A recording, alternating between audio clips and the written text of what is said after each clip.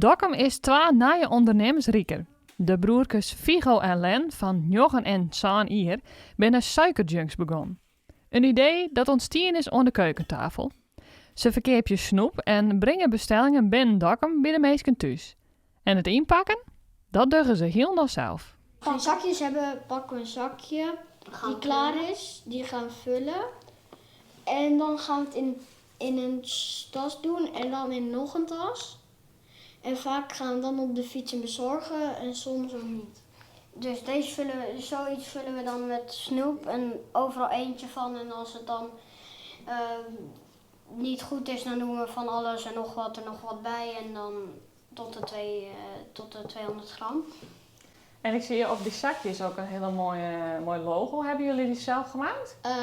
Met mama's hulp. Ja. En hier zit ook een S. Oh, Suikerjunks. slim bedacht.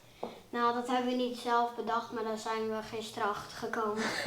Was eigenlijk een beetje toeval. Ja. En hoe voelt het nou dan dat jullie nu echt een bedrijfje aan het runnen zijn? Cool. Voelt cool. Ja, het voelt goed.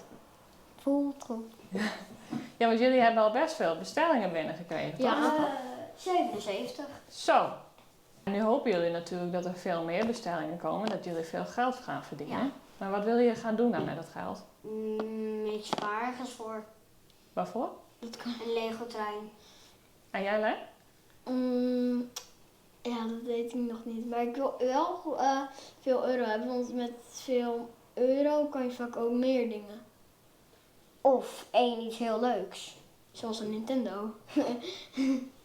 Naast het runnen van hun bedrijf hadden jongens echt nog tijd voor oren dingen. Zoals Donald Duck strips lezen. Ja. Snoep maken. Games. Want we zijn nou eenmaal kinderen van tegenwoordig. Ja. Ja, dat hoort er een beetje bij, toch? Ja. Ja. Misschien stoppen we er ook over 1 jaar of... Misschien stoppen we er misschien ook overmorgen mee.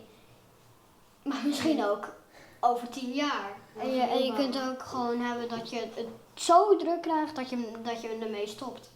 Ja, dat het niet meer lukt. Want jullie moeten ook gewoon naar school natuurlijk, straks weer. Ja. Ja. Voordat de squallen weer begint, woen de suikerjunks alle juffen en meesters verrassen. Maar natuurlijk een grote pot snoep. Suikertje! Alles erin! Oh, jongen. Ja. Komen Wat jullie goed, dit ons jongens. gewoon brengen? Ja. Echt waar? Dat is geen goede handel, hè? Hey. Ik wens jullie een mooi schooljaar. Mooi, Geniet ja. ervan en goed aan de poetsen. Dat is een goeie. Oké. Ja.